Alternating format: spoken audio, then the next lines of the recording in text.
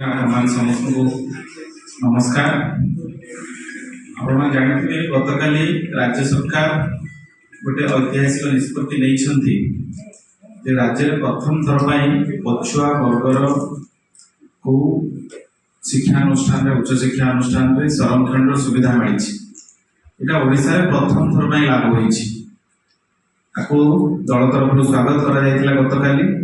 आज ए प्रसंग में आपण सम्मुख वार्ता रखापी आम सहित अच्छा भारतीय जनता पार्टी ओबीसी मोर्चार राज्य सभापति सुरत विश्वाल महोदय एवं महाकालपड़ार युव विधायक दुर्गा प्रसाद नायक महोदय।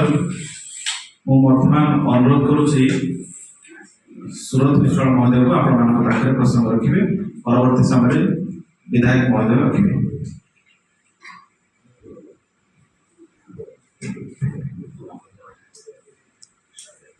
समस्त स्वागत। गतकाली राज्य कैबिनेट रे जो गुरुत्वपूर्ण निष्पत्ति होती 54 भाग पछुआ वर्गर लोक ओडिशा गोटे स्मरण दिन भाया ये स्मरणीय कहूँ।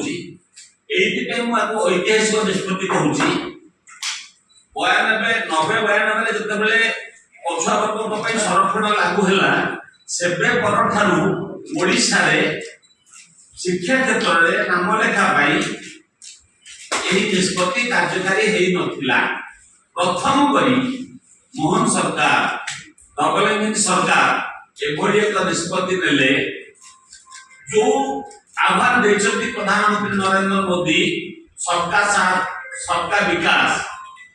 समाजर तल पहाचरे जो रही निम्न सोपान समस्त विकास समन्वित सामग्रिक विकास हो परिकल्पना को आधार कर प्रतिबद्धतार सहित नरेंद्र मोदी निज मंत्रिमंडल केन्द्र में 27 जन को केन्द्र मंत्री रखी वर्ग मेडिकल इंजीनियरिंग ये सब क्षेत्र में केंद्र सरकार संरक्षण दे सारी वर्ग मान आम राज्य में बारंबार दाबी करने सब फोरम आंदोलन कला विधानसभा गाँ को गाँ जाए अभियान करवा धर्मेंद्र प्रधान माननीय केंद्र मंत्री बारंबार दाबी करवा ये सब भी चिठी लिखा ये सब भी गत दिन बीजेपी सरकार अणदेखा करते उपेक्षा करते वर्ग को प्रतारणा करते एक प्रकार विश्वासघातकता करते।